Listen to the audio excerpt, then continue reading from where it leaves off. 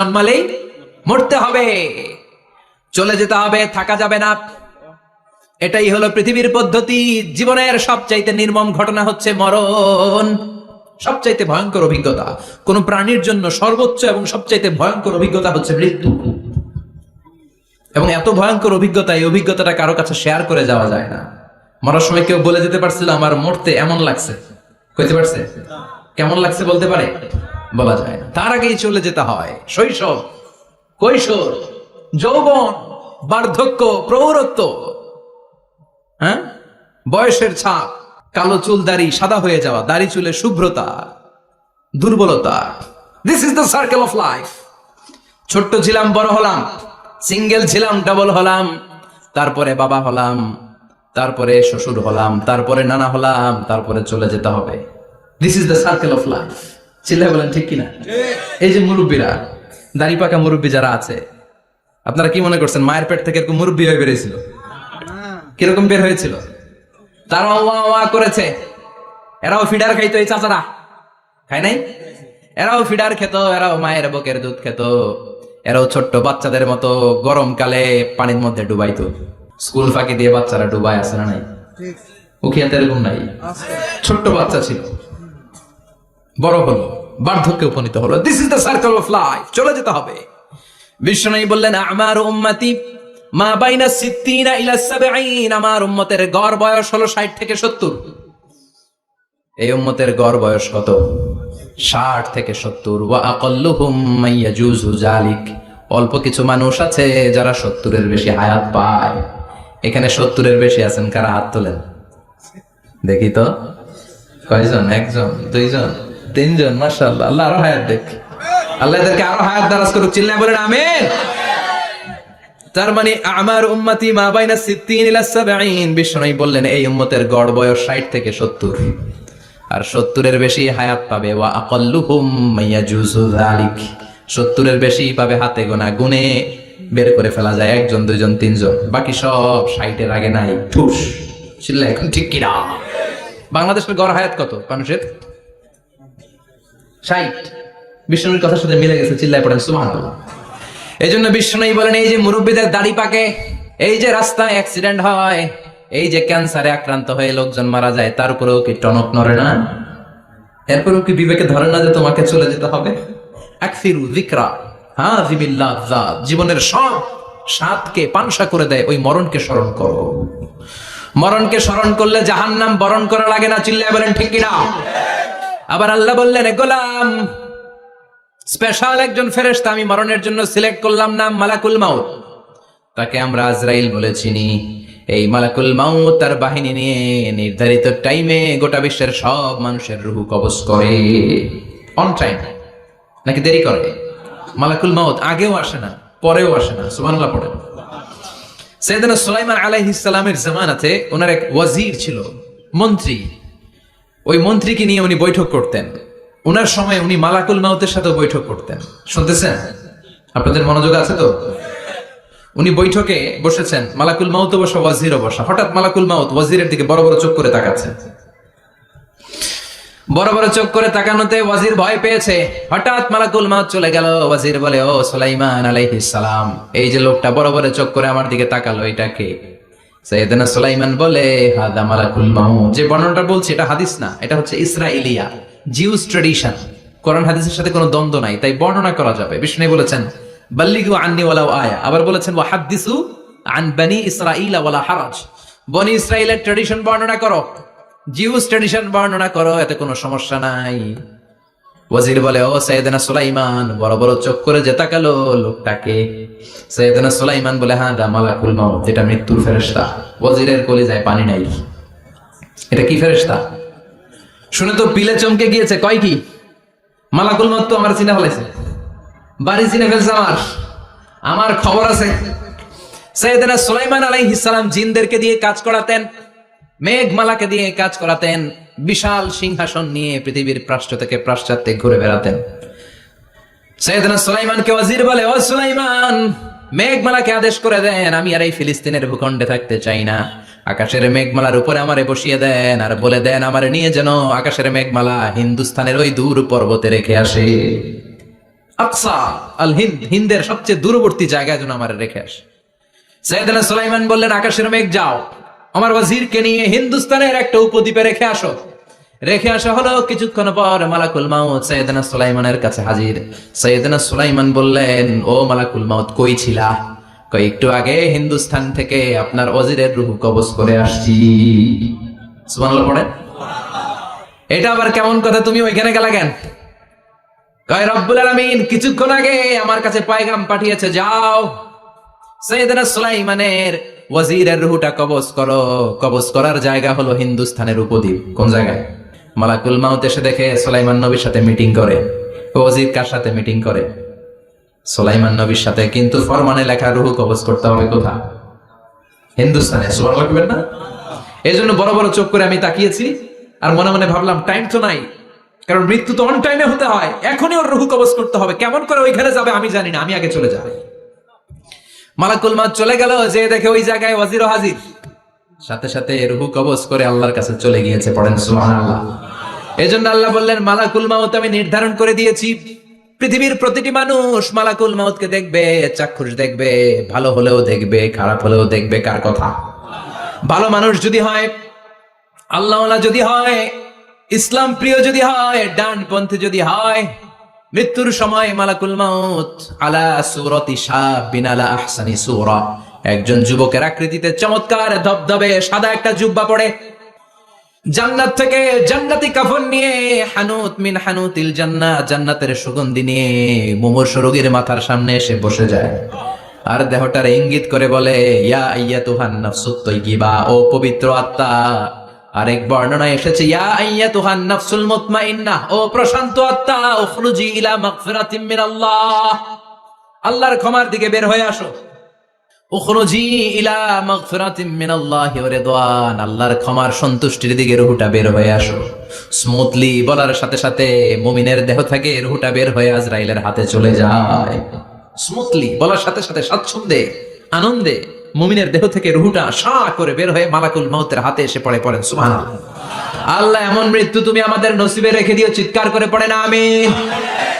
আর যারা ইসলাম মানে নাই, আর যারা কোরআন মানে নাই, আর যারা দিন কায়েমের আন্দোলন করে নাই, দিনকে ভালোবাসা নাই, বাম আর রামপন্থী ছিল, নাস্তিক ছিল, ইসলাম বিরোধী ছিল, তাদের কাছেও মালাকুল মাউত আসে কি আসে না? চিল্লায় বলেন, আসে কি আসে না? তাদের কাছেও আসে, কিন্তু আলা সূরাতি আকবাহি রাজুল, একজনের চেহারা যত ভয়ঙ্কর হতে পারে, যত নিকৃষ্ট হতে পারে, এরকম ভয়ঙ্করতম নিকৃষ্ট দুর্গন্ধওয়ালা একটা চেহারা নিয়ে আসে।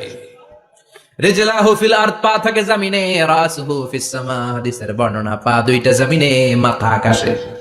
এসে ধমক দিয়ে জালিমের মাথার সামনে এসে বলে, ইয়া আইয়াতুহান নাফসুল খাবিসা, হে পাপাত্তা,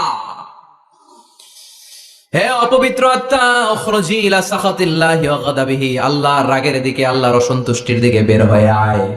মালাকুল মাউতের এই অর্ডার পাওয়ার সাথে সাথে রূহটা কিন্তু বের হয় না। মুমিনের রূহকে ডাক দিলে যেমনি স্মুথলি বের হয়, কাফিরের রূহ এভাবে বের হয় নাকি? কথা বলেন। রূহটা ডানে যায়, ফাতাতাফাররাক, একবার রূহটা ডানে যায়, আবার রূহটা বায়ে যায়, আবার সামনে যায়, পায়ে যায়, হাতের মধ্যে ঢুকে ডানে বায়ে যায়। মালাকুল মাউত আবার ধমক দিয়ে বলে, ইয়া আইয়াতুহান নাফসুল খাবিসা, পাপাত্তা, বের হয়ে আয়। রূহটা আবার ডানে যায়, বায়ে যায়, সামনে যায়, পেছনে যায়। এবার ঘপাস করে মালাকুল মাউত রূহকে ধরে টান মারে। সারা দেহটা থেকে প্রাণ রস সিক্ত করতে করতে দেহ থেকে রূহটাকে টেনে হিচড়ে বের করে আনে, আর মুমূর্ষ রোগীটা চিৎকার মারতে থাকে। পড়েন না আউযু বিল্লাহ। একটা জীবন্ত ছাগলের চামড়াগুলো জবাই না দিয়ে কেউ যদি টেনে টেনে বের করে,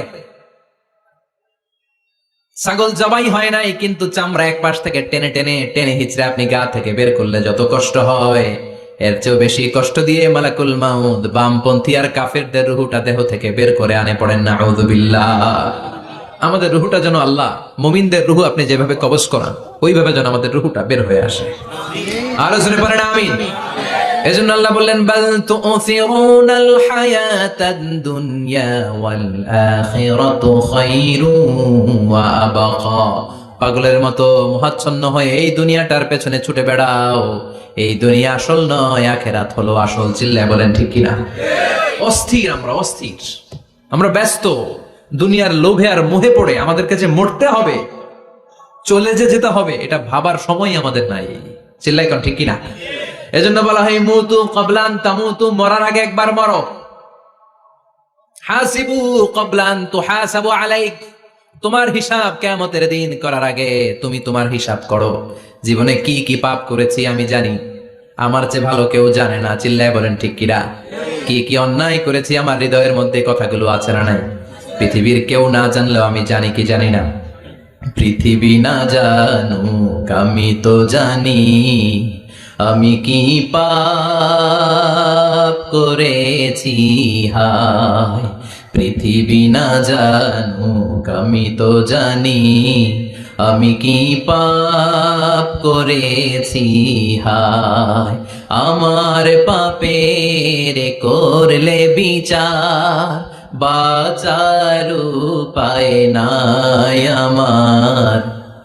দয়াময় প্রভু মাফ করো আমায়, মাফ করো আমায়। পড়েন আমিন। আর জোরে আমিন। এজন্য হাসিবু ক্বাবলা আন তুহাসাবু আলাইক, তোমার হিসাব বসার আগে নিজে হিসাব করো কি কি করলা। আসল মরণের দিন শটান হয়ে তো শুয়ে পড়ো ভাই, মরার আগে আরেকবার মরো। মরার আগে আরেকবার কি করবে? কথা বলেন, মরার আগে কি করতে হবে? হঠাৎ একদিন বিছানায় শটান হয়ে শুয়ে যান, চক্ষুটা বন্ধ করেন, ভাবেন মরে গিয়েছেন। এই তো মালাকুল মাউত চলে এসে রুহটা নিয়ে গেল। আত্মীয় স্বজন চিৎকার চেঁচামেচি শুরু করে দিল, কান্নার রোল পড়ে গেল চারদিকে। মাইকের মধ্য দিয়ে, মসজিদের মাইকে অ্যানাউন্স হয়, অমুক এলাকার নিবাসী অমুক ভাই আমাদের মধ্যে দুনিয়ায় নাই, তার জানাজা হবে এশার নামাজের পর। সবাই এসে রুহের মাগফিরাত করেন। সবাই আপনারে দেখতে আসবে, কেঁদে কেঁদে লোকজন আপনারে কবর দিতে আসবে। চিল্লায় বলেন ঠিক কিনা? কেঁদে কেঁদে সবাই আসবে, দেখার জন্য আসবে। ছেলেগুলো কাঁদবে, স্ত্রী কাঁদবে, বাবা মা কাঁদবে, বন্ধু বান্ধব কাঁদবে।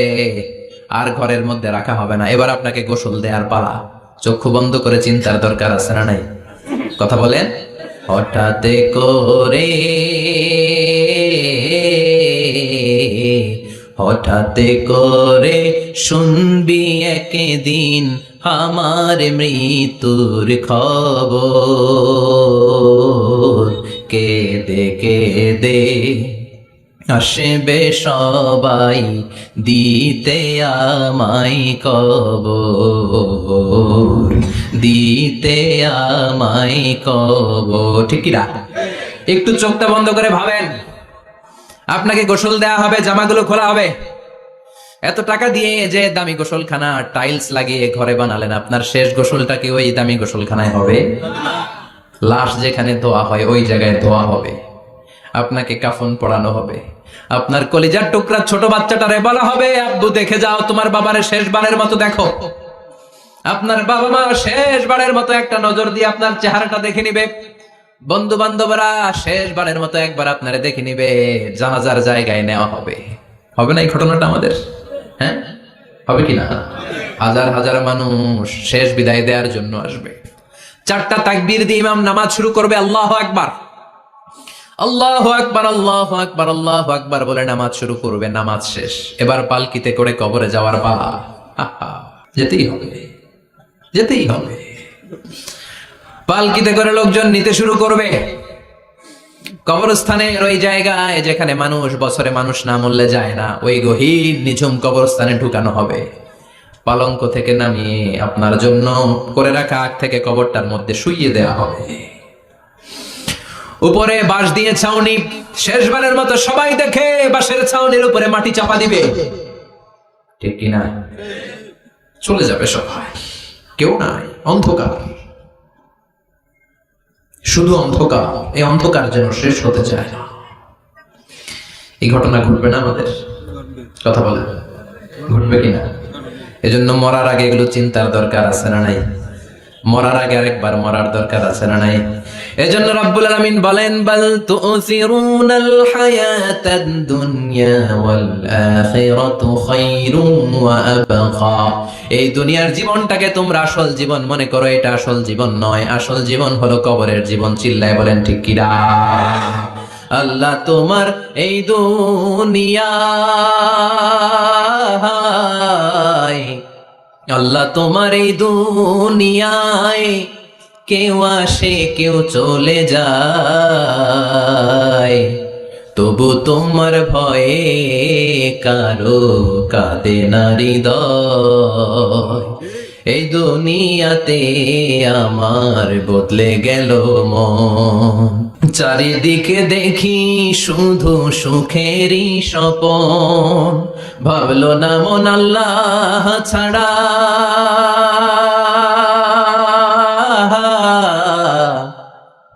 ভাবলো না মন আল্লাহ ছাড়া নেই কোনো উপায়,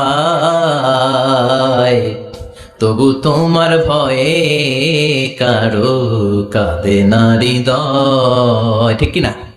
আসে আর চলে যায়। প্রতিদিন মাইকে অ্যানাউন্স শুনি, অমুক এলাকার অমুক লোক নাই, দাদা গেল, বাবা গেল, বড় ভাই গেল, আত্মীয় স্বজন গেল, আমাকেও যেতে হবে, এই চিন্তা মাথায় নাই। চিল্লা এখন ঠিক কিনা? এজন্য লাইফটা হলো one time, one chance, second কোনো চান্স আপনাকে দেয়া হবে নাকি? কাফেররা বলবে, ইয়া রাব্বি আরেকটা সুযোগ দেন, লাউ আন্না লানা কাররা ইয়ানি মাররা, আল্লাহ আরেকটা সুযোগ যদি পেতাম দুনিয়াতে ভালো করে আসতাম। আল্লাহ বলবেন, ইন্নাহা কালিমাতুন কাইলুহা, এটা শুধু তাদের মুখের কথা, তাদেরকে আবার সুযোগ দিলেও তারা কিচ্ছু করবে না। চিল্লা এখন ঠিক কিনা?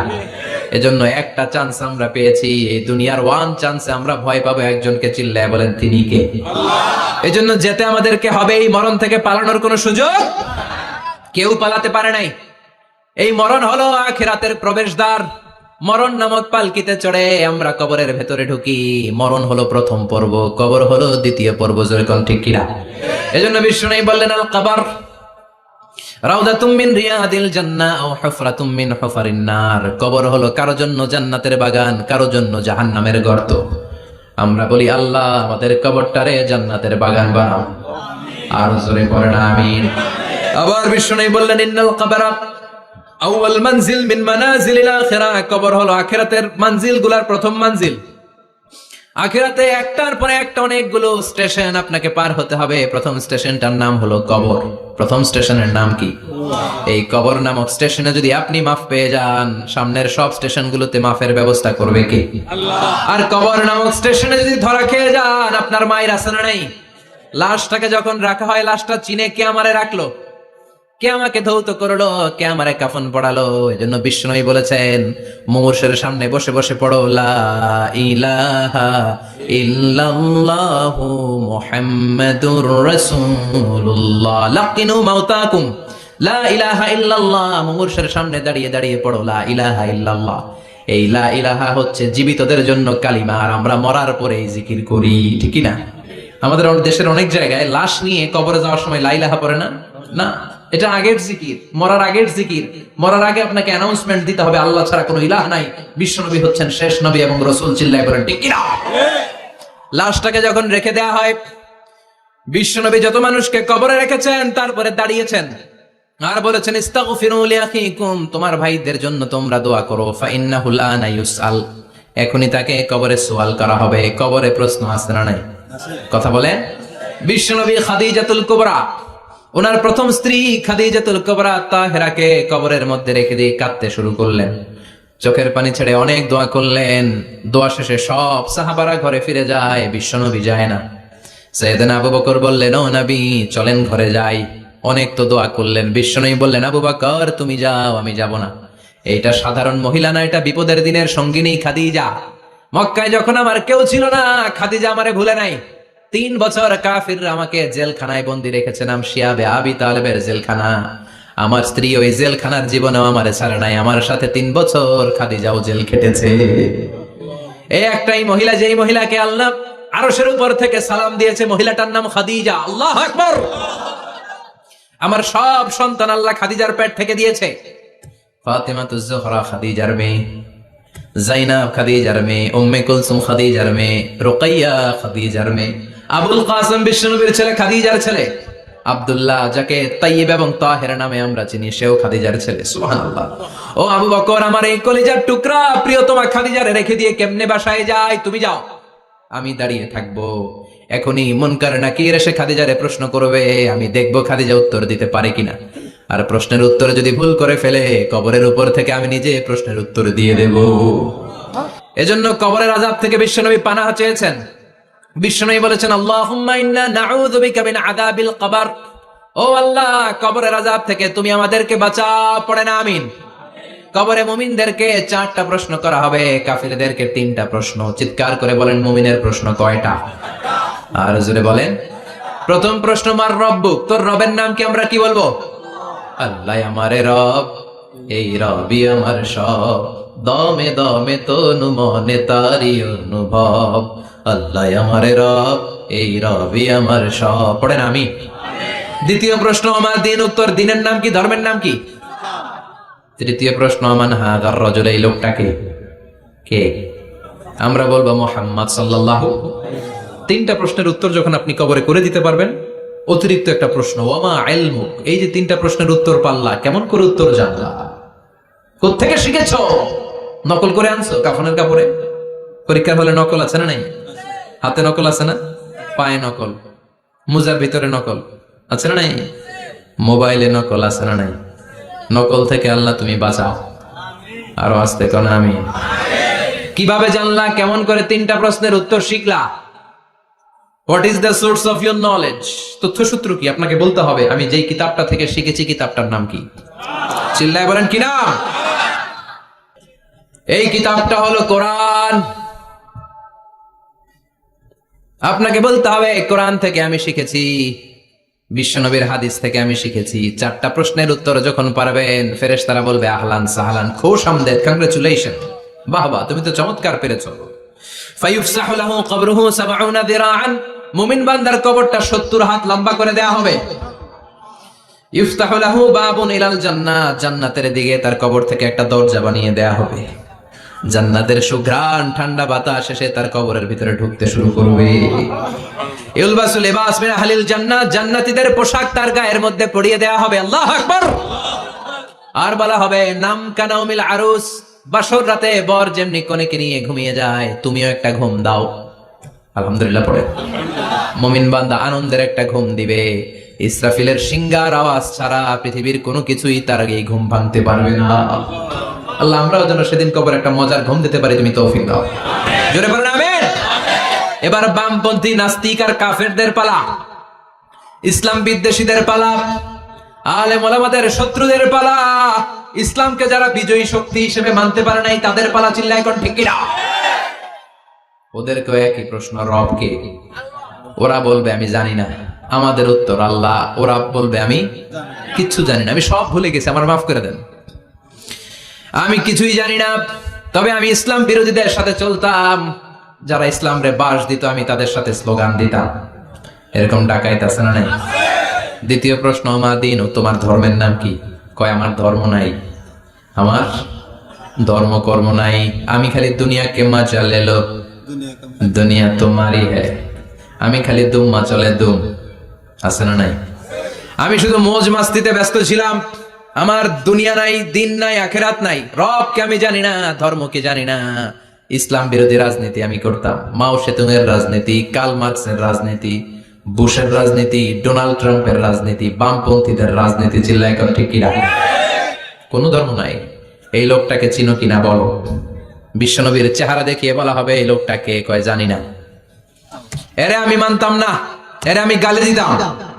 এরকম জাহান্নামের নরকীট আর পিতৃ পরিচয়হীন জারদ সন্তান বাংলার দেশেও আছে না নাই? এই মহামানবটাকে গালি দিয়ে পৈশাচিক আনন্দ পায়। পত্রিকায় লিখে, ব্লগের মধ্যে লিখে, ইন্টারনেটে কার্টুন বানিয়ে বানিয়ে পৈশাচিক ফুর্তি করে।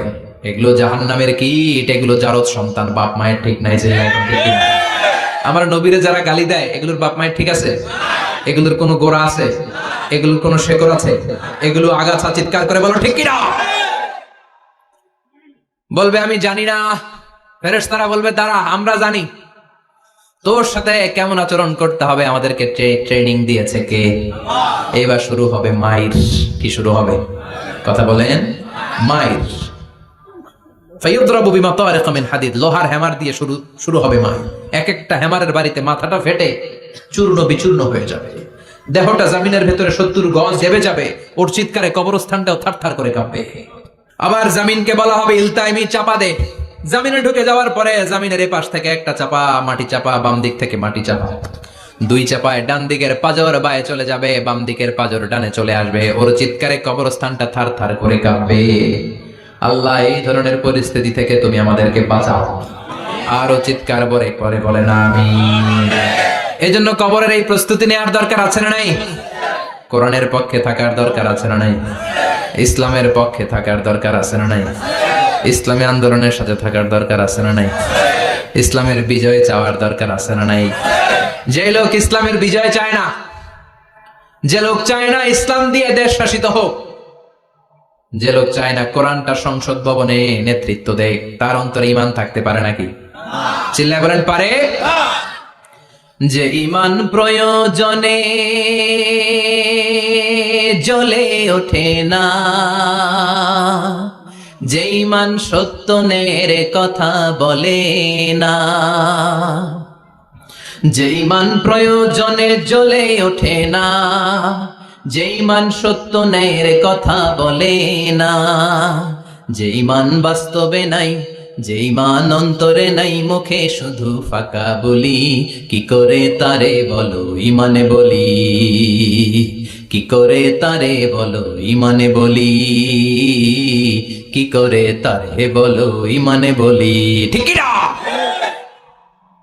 যে ঈমান দিন কায়েমের আন্দোলনের ধার ধারে না, যে ঈমান লেবাসধারী কোরআন হাদিস তাও পড়ে না, যে ঈমান খাজার নামে মাজার করে ফুলুস কামাই। আছে না নাই? উখিয়াতে নাই? উখিয়াতে মাজার আছে নাকি? সাগর পারে এগুলো থাকে? এগুলোর সাথে ইসলামের সম্পর্ক আছে? কথা বলেন আছে? যে ঈমান খাজার নামে মাজার গড়ে ফুলুস কামায়, যে ঈমান শিরকিয়াতের আমল করে ভীত না হয়, যে ঈমান বাস্তবে নাই, যে ঈমান ময়দানে নাই, মুখে শুধু কথার কলি, কি করে তারে বলো ঈমানে বলি, কি করে তারে বলো ঈমানে বলি, কি করে তারে বলো ঈমানে বলি। চিল্লায় বলেন ঠিক না? এজন্য ঈমানের দাবি হচ্ছে অন্যায়কে প্রতিরোধ করতে হবে, হকের পক্ষে থাকতে হবে। এটাই তো মুমিন, যে ইসলামকে বিজয়ী শক্তি হিসেবে দেখতে চায়, যে কোরআনের আইন চায়, যে কোরআনের রাজ চায়। চিল্লায় বলেন ঠিক না? এজন্য আমরা আল্লাহর কাছে কামনা করি, আল্লাহ তুমি আমাদেরকে ঈমানের মৃত্যু দাও, তুমি আমাদেরকে কবরের সব প্রশ্নগুলো সহজ করে দাও। পড়ে না আমিন? আরো জোরে পড়ে না আমিন? এজন্য আল্লাহ বললেন বাল তুসিরুনাল হায়াতাদ দুনিয়া ওয়াল আখিরাতু খায়রুন ওয়া আবকা। ও আমার গোলাম, দুনিয়ার এই জীবনটাকে তোমরা আসল জীবন মনে করো, এই জীবন কিন্তু আসল জীবন না। আসল জীবন হলো আখিরাতের জীবন। কোন ঠিক কি না? এই জন্য মৃত্যু থেকে যতই পালাও, পালিয়ে বেঁচে থাকতে পারবা নাকি? পারা যাবে? চিল্লায় বলেন। কোন নবীরা পারছে? আদম আলাইহিস সালাম মৃত্যু থেকে বেঁচে গেছে না? মরছে? কথা বলেন না। উনি পৃথিবীর একমাত্র মানুষ যিনি জানতেন যে উনি কতদিন বাঁচবেন। সুবহানাল্লাহ। উনি জানতেন উনি কতদিন বাঁচবেন। কেন আল্লাহ জানালেন? এর কারণ মৃত্যু কি এটা উনি জানেই না, কেমনে মরে দেখেই নাই, কষ্ট কি জানে না। আমরা আমাদের দাদাকে মরতে দেখেছি, বাবাকে মরতে দেখেছি, মামাকে মরতে দেখেছি, মরণের কত কষ্ট আমরা দেখি, এজন্য ভয় আছে না নাই? আদম আলাইহিস সালামের দাদা আছে নাকি? বাবা, মামা, খালু, শালা আছে নাই? এজন্য মৃত্যু যে কেমন এটা উনি জানতেন না। এজন্য আল্লাহ জানিয়ে দিলেন, আদম পৃথিবীতে তুমি 1000 বছর বাঁচবো। আলফু সানা। লাম্মা খালাকাল্লাহু আদম ওয়া কানা তুলুহু 60 যিরাআন। বুখারীর বর্ণনা আছে, সাইয়েদনা আদম আলাইহিস সালামকে বানানোর পরে আল্লাহ 60 হাত লম্বা বানালেন। কয় হাত? জোরে বলেন, আরো জোরে। 60 হাত লম্বা। এরপরে ওনার ঔরসে পৃথিবীতে যত নারী আসবে, পুরুষ আসবে রূহের জগতে, সবগুলো রূহকে বসিয়ে দিলেন বৈঠকে। সুবহানাল্লাহ। বিশাল কনফারেন্স রুম। আমরাও ছিলাম না? আমাদের রূহটাও ছিল। সাইয়েদনা আদম বললেন, আল্লাহ এরা কারা? আল্লাহ বললেন, আদম এগুলো সব তোমার সন্তান। সাইয়েদনা আদম অবাক দৃষ্টিতে, অপলক নয়নে নিজের সন্তানদের রূহগুলো দেখতেছিলেন। দেখতে দেখতে হঠাৎ একটা রূহকে ভালো লেগে গেল। বললেন, আল্লাহ এটা কার রূহ? আল্লাহ বললেন, এটা দাউদ আলাইহিস সালামের রূহ। পড়েন সুবহানাল্লাহ। আল্লাহ এটাকে দেখতে বড় ভালো লাগে, কার রূহ? এটা তোমার ছেলে নবী হবে, নবী দাউদের রূহ। কাম উমরু, আল্লাহ দুনিয়াতে সে কয়দিন বাঁচবে? আল্লাহ বললেন, 40 সানা, 40 বছর। কয় বছর? সবাই বলেন কয় বছর? 40 বছর। সাইয়েদনা আদম বললেন, মাবুদ আমার এত সুন্দর কলিজার টুকরা সন্তান দাউদ আলাইহিস সালামকে দুনিয়াতে মাত্র 40 বছর আপনি কেন দিলেন? আল্লাহ, প্রথম মানুষ এবং নবী হিসেবে আপনার কাছে ফরিয়াদ করি, আমার ছেলে দাউদের বয়স বাড়ায়া দেন। আল্লাহ কয় না, হ্যাঁ কত কুচিবা, এটা লেখা হয়ে গেছে, রুফিআতিল আকলাম ওয়া জাফাতিস সুহুফ, লিখে ফেলছি, কালি শুকায় গেছে, এটা চেঞ্জ করা যাবে? সাইয়েদনা আদম বললেন, আল্লাহ আমি বাঁচবো কয় বছর? কয় তুমি থাকবা কয় বছর? আলফুসানা, 1000 বছর। মনে আছে? আল্লাহ আমার 1000 বছরের দরকার নাই, আমি আমার 1000 বছর থেকে 60 বছর আমার ছেলে দাউদরে আমি দিয়ে দিলাম।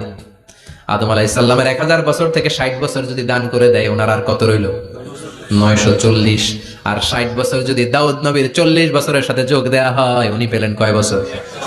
100। সাইয়েদনা আদম পৃথিবীতে আসলেন, এসে থাকতে শুরু করলেন। দিন গড়িয়ে রাত আসে, মাস গড়িয়ে বছর আসে, বছর যায় বছর আসে। ঠিক 940 বছর পর মালাকুল মাউত আদম আলাইহিস সালামের কাছে আসলেন, বললেন, আনা মালাকুল মাউত উকিলা বিকুম, আপনাদের জন্য আল্লাহ আমাকে বানিয়েছে রূহ কবজ করতে। ও আদম, আবুল বাশার, পৃথিবীর প্রথম মানব, প্রথম নবী, আপনার সময় শেষ, রেডি হন। কি হন? খেলা শুরু হবে, এখনই রূহ কবজ করে নিয়ে যাব। সাইয়েদনা আদম বলে, এখন আসছো কেন? আমার আরো 60 বছর বাকি আছে। মালাকুল মাউত বলে, না, আপনি রূহের জগতে আল্লাহর কাছে আপনার সন্তান দাউদকে কয় বছর দিয়েছিলেন? 60 বছরের জন্য 940 বছর আপনার জন্য লেখা। আমি এখন আপনার রূহ কবজ করতে চাই। সাইয়েদনা আদম বলে, আমি মানি না, আমি কাউরে দেই নাই 60 বছর, আমি দেই নাই, আমি আরো বাঁচবো, আমি আরো বাঁচবো, 60 বছর আমি বাঁচবো, আমি দেইটাই নাই। মেয়ে যাও। মালাকুল মাউত আল্লাহর যে বলে, আল্লাহ দেয় নাই বলে, আসলে ভুলে গেছে। আসলে আফাতুল ইলমি আন নিসিয়ান, মানুষ ভুলে যায়, মানুষ বড্ড ভুলে যায়। আমরা অনেক সময় খাইয়াও কই খাই নাই। অনেক কিছু আপনি দিছিলেন কিন্তু ভুলে যাই, গলার নিচ দিয়ে নামার পরে কই তুমি কিচ্ছু দাও নাই। আছে না নাই? নাসিয়া আদম ফানাসিয়া বানু, আদম আলাইহিস সালাম ভুলে গেছেন, তাই আমরাও ভুল করি, ঠিক কি না? এজন্য আমাদের নেতারাও বলে এটা দেব ওটা দেব, নির্বাচনের পর সব ভুলে যায়। আছে না নাই? ওই যে আদম আলাইহিস সালাম ভুলছে, আমরাও ভুলে যাই। ওনাদের দোষ কি? ভুলে যায়, বেমালুম ভুলে যায়। আল্লাহ বললেন, মালাকুল মাউত আর জোরাজুরি করো না, 940 নয়, ঠিক 1000 বছর পরে আদমের কাছে যাবা। আমি আমার আদমের ভাগ্যে এই জিনিসটাই রেখে দিয়েছিলাম রে মালাকুল মাউত, আমি আগ থেকে এটাই রেখেছি, আমি জানতাম সে ভুলে যাবে। চিল্লায় এখন সুবহানাল্লাহ। তার মানে পৃথিবীর সবচাইতে লম্বা মানুষ, 60 হাত লম্বা, এত শক্তিশালী আদম আলাইহিস সালাম শ্রীলঙ্কাতে প্রথম নেমেছিলেন, 1 লাফ দিলে আধা মাইল চলে যেতেন। সুবহানাল্লাহ। কি লম্বা মানুষ, থাকতে পারছে? কথা নাই, ঘুমে ধরছে? শেষ করে দিই, হ্যাঁ? আরো কয়েক মিনিট চলবে, চলবে, চলবে। তাকবীর দেন, লিল্লাহি তাকবীর। আদম আলাইহিস সালাম চলে গেলেন, ওনার পরের নবী ইদ্রিস আলাইহিস সালাম, উনি মরে নাই। ইদ্রিস আলাইহিস সালাম মরছে, কে বলছে? উনিও মরেছেন। তবে ওনার মৃত্যুর আজীব এক ঘটনা আছে, অনেক লম্বা কথা। এক ফেরেশতার সাথে ওনার বন্ধুত্ব হয়েছিল, বলেছিলেন আমি আকাশ দেখতে চাই, আল্লাহর কাছে অনুমতি চাই। আল্লাহ বলল ঠিক আছে, ইদ্রিসকে আকাশে ঘুরাও। প্রথম আকাশে ঘুরলেন, দ্বিতীয় আকাশে ঘুরলেন, তৃতীয় আকাশে ঘুরলেন, চতুর্থ আকাশে ঘুরলেন। ইন দ্য মিন টাইম চতুর্থ আসমানে মালাকুল মাউত পৃথিবীর দিকে নেমে আসছিল। ওই ফেরেশতা বলে, মালাকুল মাউত আপনি কই যান? মালাকুল মাউত বলে, একটু আগে আল্লাহ ফরমান জারি করেছে, চতুর্থ আসমানে আমার নবী ইদ্রিসের রূহ কবজ করো। সুবহানাল্লাহ। আমি বললাম, আল্লাহ আপনার পাঠানো নবী সাইয়েদনা ইদ্রিস থাকে দুনিয়ায়, চতুর্থ আসমানে পামু কই? আল্লাহ কয় কথা নাই, দৌড় দে। আমি দৌড় দিলাম, এসে দেখি ইদ্রিস আলাইহিস সালাম এখানে রেডি। সুবহানাল্লাহ। ওয়া রাফা'নাহু মাকানান আলিয়্যা। ইদ্রিস আলাইহিস সালামের রূহ কবজ দুনিয়ায় হয় নাই, চতুর্থ আকাশের মধ্যে হয়েছে। একটু চিৎকার করে পড়বেন সুবহানাল্লাহ। এরপরে সুলাইমান আলাইহিস সালাম, উনি তো মরে নাই, মরছে? উনি জিন চালাইতো, উনিও মরবে? শক্তিশালী একজন নবী ছিল। উনি মালাকুল মাউতকে বলেছিলেন, মালাকুল মাউত আমার মৃত্যুর সুয়াইয়া, সামান্য কিছু আগে আমারে বইলো, আমার একটা কাজ আছে। মালাকুল মাউত মৃত্যুর কিছু সময় আগে এসে বলল, সুলাইমান টাইম ইজ আপ, সময় শেষ, অল্প কিছু সময় বাকি, কি করবেন করেন। সাইয়েদনা সুলাইমান জিনদেরকে ডাকলো, ও জিনেরা, বিশাল একটা প্রজেক্ট আছে, প্রজেক্টে কাজ শুরু করো। আর কিছু জিনকে বলল, চারদিকে গ্লাস ফিটিং করা একটা রুম বানাও। সাইয়েদনা সুলাইমান আলাইহিস সালাম গ্লাস ফিটিং করা রুমের ভেতরে ঢুকলেন। এই রুমে ঢোকার দরজা নাই, হাতে একটা লাঠি নিলেন। কি নিলেন? লাঠির মধ্যে ভর করে দাঁড়িয়ে রইলেন আর জিনদের দিকে তাকিয়ে রইলেন। জিনেরা এত বদমাশ ছিল, সাইয়েদনা সুলাইমান দাঁড়িয়ে না থাকলে কাজ করতো না, ছিল ফাঁকিবাজ। কি ছিল? দাঁড়ায় না থাকলে আজও লোকজন কাজ করতে চায় না, ঠিক কিনা? মালিক দাঁড়ায় থাকলে ঠিকই কাজ হয়ে যায়। সুলাইমান আলাইহিস সালাম লাঠির মধ্যে ভর দিয়ে দাঁড়িয়ে রইলেন আর বললেন, কাজ করো। জিনেরাও কাজ শুরু করলো। ওদিকে মালাকুল মাউত এসে বলে, ও সুলাইমান, সময় তো শেষ। সুলাইমান বলে, সমস্যা নাই, রূহ কবজ করে। উনি লাঠির মধ্যে ভর দিয়ে দাঁড়িয়ে রইলেন। গ্লাস ফিটিং করা রুমের ভিতরে কোরআন সাক্ষী। মালাকুল মাউত ওইভাবে লাঠিতে ভর দেওয়া অবস্থায়, দাঁড়ানো অবস্থায় সাইয়েদনা সুলাইমান আলাইহিস সালামের রূহ কবজ করে নিলেন। উনি এমন ভাবে দাঁড়িয়েছেন, রূহ চলে গেল, লাশ হয়ে দাঁড়িয়ে রইলেন। লাঠির মধ্যে দাঁড়িয়ে আছেন, জমিনের মধ্যে লুটিয়ে পড়ে নাই। সুবহানাল্লাহ। জিনগুলো দূর থেকে ভাবলো বস তো দাঁড়ায় আছে। কে দাঁড়ায় আছে? জিনেরা মনে করছে বস দাঁড়ায় আছে, কাজ করতে হবে। করতে করতে পুরা প্রজেক্টের কাজ শেষ। ইন দ্য মিন টাইম ঝিঝি পোকা, উই পোকা, যেই পোকা কাঠ খেয়ে ফেলে, এই কাঠ খাওয়ার পোকা সুলাইমান আলাইহিস সালাম লাঠির ভেতরে ঢুকে লাঠিও খেয়ে ফেলেছে। সাইয়েদনা সুলাইমান আলাইহিস সালাম ধপাস করে জমিনে পড়েছে। আর জিনেরা কয়, হায় হায়, খালি খালি কাম করছে এতদিন। সুবহানাল্লাহ কইবেন না? সুলাইমান আলাইহিস সালাম বাঁচতে পারে না, চলে গেলেন। মুসা আলাইহিস সালাম মরছে? উনি মরবে কেন? উনি তো খালি মারে। মরছে? এক থাপ্পড়ে ফেরাউনের বাবুর্চি নাই। মুখের আগে হাত চলতে কয়েকজন, এর মধ্যে মুসা আলাইহিস সালাম আছে না নাই? মালাকুল মাউত মানুষের আকৃতিতে অনুমতি না নিয়ে ঘরের ভেতরে ঢুকে গেল। ঢুকে বলে, আনা মালাকুল মাউত, আমি মৃত্যুর ফেরেশতা। তো কি চাও? জিতু আন আকবাদা রূহাক, আপনার রূহ কবজ করতে আসছি। কিন্তু মুসা আলাইহিস সালাম দেখতেছেন দিব্যি একজন মানুষ, কি দেখে? আবার সালাম দেয় নাই, অনুমতি নিয়েও ঢুকে নাই। অমিয়া, অনুমতি নিয়ে ঘরে ঢোকার দরকার আছে না নাই? মুসা আলাইহিস সালামের মেজাজ বড় গরম। উনি বললেন, কি করবি? কয়, আপনারে মারবো। কয়, এদিকে আয়। মালাকুল মাউত মনে মনে ভাবে, এতদিন সব মানুষগুলো আমারে দেখলে দিত দৌড়, আজকে মনে হয় আমারে দিতে হবে দৌড়। এক পা গায়ে দুই পা পেছায় সাহস করে সামনে গেলেন। আবার মুসা আলাইহিস সালাম দিলেন এরকম থাপ্পড়। ফাসাক্কাহু ফাফাকু আইনা, বুখারীর বর্ণনা, এক থাপ্পড়ে চোখ নাই। ঠিকই মালাকুল মাউত দৌড়, এক দৌড়ে আল্লাহর কাছে। আল্লাহ বললেন, রাখো। এটা মুসা আলাইহিস সালাম, তার মেজাজ বড্ড গরম, আমাকে কথা বলতে হবে। আল্লাহ বললেন, মুসা, বুখারীর বর্ণনা, গরুর পিঠের উপর হাত রেখে দাও। রাখা হলো। তোমার হাতের নিচে গরুর যত পশম, প্রত্যেক পশমের বিনিময়ে এক এক বছর করে হায়াত বাড়িয়ে দিলাম। মুসা আলাইহিস সালাম অনেক চালাক নবী। উনি বললেন, আল্লাহ, আমার হাতের নিচে যদি গরুর 2000 পশম থাকে, তার মানে 2000 বছর হায়াত বাড়িয়ে দিলেন। কিন্তু এক্সট্রা হায়াত যখন শেষ হয়ে যাবে, এরপরে কি হবে? আগে ওইটা বলেন। আল্লাহ বললেন, সুম্মাল মাউত, তারপরে তো মুসা মরতেই হবে, আসতেই হবে। সাইয়েদনা মুসা আলাইহিস সালাম বললেন, ফাল আনা, তাহলে আর দেরির দরকার নাই, এখনই আমি আপনার কাছে চলে যেতে চাই। মালাকুল মাউত মুসা আলাইহিস সালামের রূহ নিয়ে উড়াল দিলেন। সুবহানাল্লাহ। বাঁচতে পারছে? বিশ্বনবী মরে নাই, উনি ইন্তেকাল করেছেন। চিল্লা এখন, ঠিক কিনা? ইন্তেকালের আগে বিশ্বনবী প্রচন্ড অসুস্থ হলেন।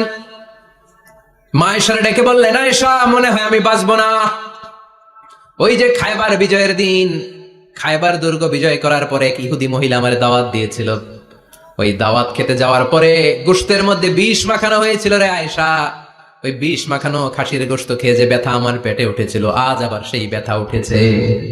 বিশ্বনবী ওই বিষ খাওয়ানো গোশতের কারণে ইন্তেকাল করেছেন। তার মানে বিশ্বনবী শাহীদ। জামা আল্লাহু বাইনা নবুওয়া ওয়া শাহাদা, আল্লাহ বিশ্বনবীকে শুধু নবী বানায় নাই, শহীদ হিসেবে কবুল করেছে। সুবহানাল্লাহ কইবেন না?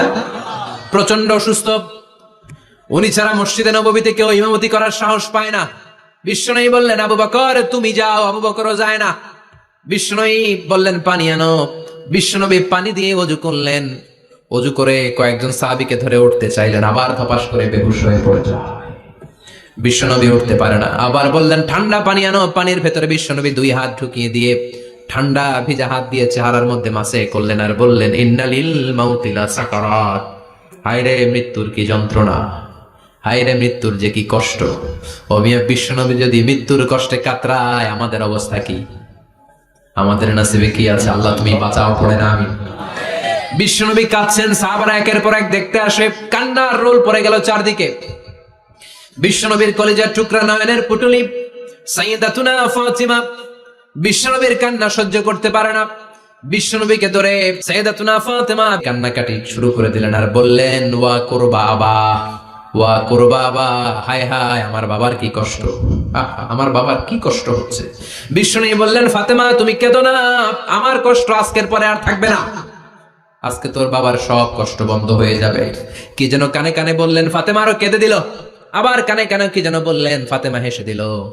বিশ্বনবীর ইন্তেকালের অনেক পর মা আয়েশার কাছে ফাতেমা বললেন, আমি যখন প্রথমে কেঁদেছিলাম আব্বা বলেছিল আমি আর বাঁচবো না রে ফাতেমা। আবার কানে কানে একটা কথা বলার পরে হেসেছিলাম, আব্বা বলেছিল আমার পরে আমার পরিবার বর্গের মধ্য থেকে সর্বপ্রথম তোমার সাথে আমার দেখা হয়ে যাবে রে ফাতেমা। অল্প কয়েক মাসের ব্যবধানে সাইয়েদাতুনা ফাতেমা উনি ইন্তেকাল করলেন। বিশ্বনবী শোয়া থেকে উঠতে পারে না। এক সাহাবীকে দেখলেন মেসওয়াক করছে, বিশ্বনবী মেসওয়াকের দিকে তাকিয়ে রইলেন। বিশ্বনবীর নিথর দেহটা পড়ে আছে। আয়েশারা যে বলবে আয়েশা মেসওয়াক দাও, বলতে পারে না। মা আয়েশা বুঝতে পেরে মেসওয়াক আনলেন, বিশ্বনবীকে মেসওয়াক করিয়ে দিলেন। এবার বিশ্বনবী বললেন, ও আবু বকর শোনো, আল্লাহ আমাকে অপশন দিয়েছে। কি দিয়েছে? আল্লাহ বলেছে নবী আজীবন থাকতে চাইলে থাকেন, আর আসতে চাইলে চলে আসেন। আমি থাকতে না চেয়ে আল্লাহর কাছে চলে যাওয়ার ইচ্ছা করলাম। সাইয়েদনা আবু বকর কান্না জুড়ে দিলেন। বিশ্বনবী বললেন, আসসালাত আসসালাত, ও আমার উম্মতেরা নামাজ তরক করো না। ইন্তেকালের আগে বললেন নামাজ ছেড়ে দিও না। আর বললেন ওয়ামা মালাকাত আইমানুকুম, তোমাদের অধীনস্থ কর্মচারীদের সাথে খারাপ আচরণ করো না। ঘাম শুকানোর আগে পয়সা দিয়ে দিও। আর হাত দুটো উঁচু করে বললেন আল্লাহুম্মা ইলার রাফিকিল আ'লা, ও আল্লাহ আমি আপনার কাছে যেতে চাই। এই কথাটা বলে বিশ্বনবীর হাত দুইটা থপাস করে জমিনে পড়ে গেল। বিশ্বনবীও চলে গেলেন। থাকতে পেরেছে কেউ? চিল্লায় বলেন। এজন্য আমরা আল্লাহর কাছে ঈমানি মৃত্যু চাই। কি মৃত্যু? আমরা উত্তম মৃত্যু চাই। চিল্লায় বলেন কি মৃত্যু? এজন্য মরণের আগে ঈমান নিয়ে মরার দরকার আছে না নাই? বিশ্বনবী দোয়া করতেন আল্লাহুম্মা রযুকনা হুসনাল খাওয়াতিম, ও আল্লাহ আমাদের শেষটা যেন ভালো হয়। শেষ কথা বলি, এদিকে তাকা, মনোযোগ আছে? বলতেন আল্লাহুম্মা রযুকনা হুসনাল খাওয়াতিম, ও আল্লাহ আপনি আমাদেরকে ঈমানের মৃত্যু দেন, আমাদের শেষটা ভালো করেন। কারণ সব ভালো তার শেষ ভালো। জানেন না এটা আপনারা? সব ভালো তার শেষ ভালো। আজীবন ইসলামের পক্ষে, আজীবন নামাজি মুত্তাকি, মরার আগে কাফের হয়ে মরে, এরকম আছে না?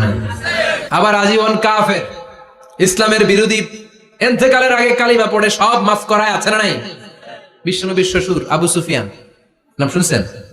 বদরের যুদ্ধে বিশ্বনবীর বিরুদ্ধে, মক্কায় বিশ্বনবীর ঘুমাতে দেয় নাই, উহুদের যুদ্ধে বিশ্বনবীর সাথে ফাইট, খন্দকের যুদ্ধে বিশ্বনবীর সাথে মারামারি, আহজাবের যুদ্ধে কিলাকিলি, সারাটা জীবন বিশ্বনবীর সাথে মারামারি, মক্কা বিজয় কালিমা পড়ে মুসলমান হয়েছে। গোটা জীবনে যা অন্যায় করেছে সব মাফ করে দিয়েছে কে?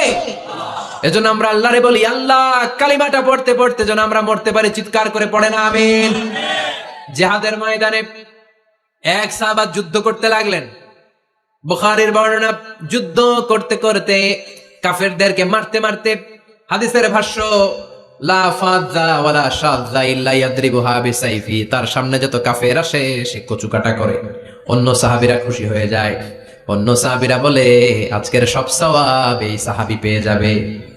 কিন্তু বিশ্বনবী হঠাৎ করে একটা কথা বললেন, ওই কথা শুনে সাহাবীরা অবাক। বিশ্বনবী বললেন হুয়া ফিন্নার, ও জাহান্নামে যাবে। কই যাবে?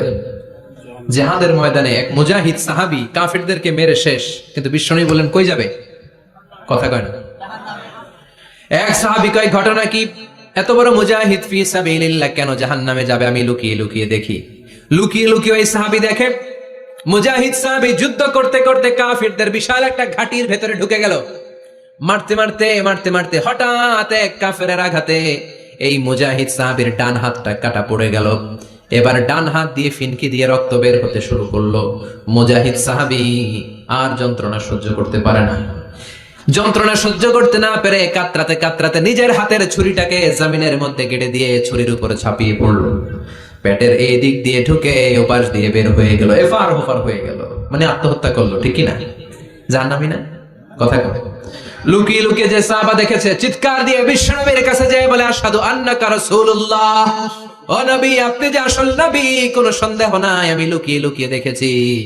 ওই মুজাহিদ সাহাবা বেঁচে নাই, সে কাফেরের আঘাতে শহীদ হয় নাই, নিজের পেটে নিজে ছুরি ঢুকিয়ে আত্মহত্যা করেছে। আজীবন বিশ্বনবীর সাথী, মরার আগে জাহান্নামী। আমরা কেউ জানি না আমাদের শেষটা কেমন হবে।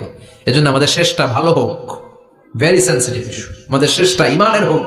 এখন যেমনি মাথা ঠিক আছে, বুদ্ধিমত্তার সাথে শাহাদাত বাক্যের উপর যেন আমরা মরতে পারি, আমরা পড়ি আমিন। চিল্লায় পড়েন আমিন। কি করে বুঝবেন মৃত্যুটা ভালো হলো?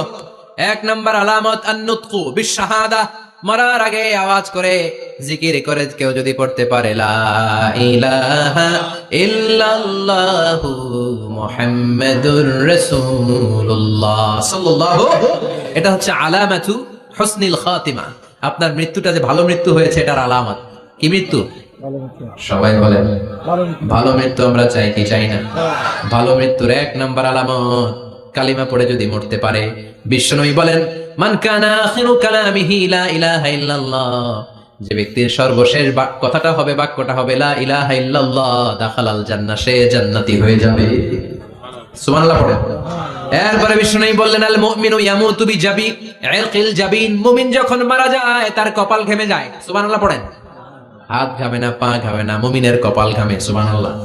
এজন্য কেউ মারা গেলে কপালের মধ্যে হাত দিবেন, দেখবেন ওই ঘামের মধ্যে একটা জান্নাতি ঘ্রাণ আছে। সুবহানাল্লাহ। আল্লাহ আমরা যখন মরে যাব আমাদের কপালটা যেন এরকম ঘেমে যায়। আমিন পড়েন। আর জোরে আমিন। আল মুমিনু ইয়ামুতু বিআরাকিল জাবিন, মুমিন মারা গেলে তার কপাল ঘামে। কপাল ঘামলে বুঝতে হবে এটা ভালো মৃত্যু, ইমানি মৃত্যু। চিল্লায় বলেন ঠিক কিনা?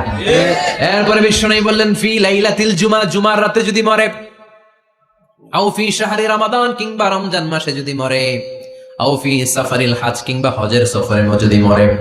বাংলার জমিন থেকে অনেক হাজিরা হজ করতে যায়, অনেকে ওইখানে যে আরাফাতের ময়দানেও মারা যায়, এরকম হাজি আছেন না? খুশনসিব, এটা খুশনসিব। আলহামদুলিল্লাহ পড়েন। এরপরে বিশ্বনবী বললেন মাউতু শাহাদা, আল্লাহর রাস্তায় জিহাদ করে কালেমার বাণীকে উপরে তুলে ধরার জন্য কেউ যদি শাহাদাতের পেয়ালা পান করে, শাহাদাতের মৃত্যুর চাইতে ভালো মৃত্যু আর হতে পারে? শাহাদাতের মৃত্যুর চাইতে শ্রেষ্ঠ মৃত্যু আছে নাকি? কথা বলেন। আমরা শহীদ হতে চাই কি চাই না? আমাকে শহীদ করে ওই মিছিলে শামিল করে নিও।